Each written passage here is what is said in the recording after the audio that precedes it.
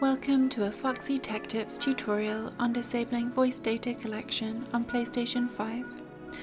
If you find this video helpful, please consider subscribing to my channel and liking the video. From the dashboard of PS5, move to the top, and then go to the right until you get to Settings and open them.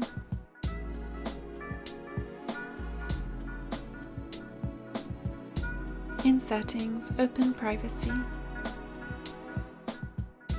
Now select Voice Data Collection. Here in Voice Data Collection settings, change the status to Don't Allow. This will prevent your PlayStation 5 from collecting your voice data.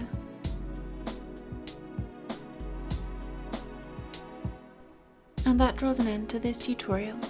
Please like the video if you found it helpful and subscribe to Foxy Tech Tips for more PS5 tips and tricks.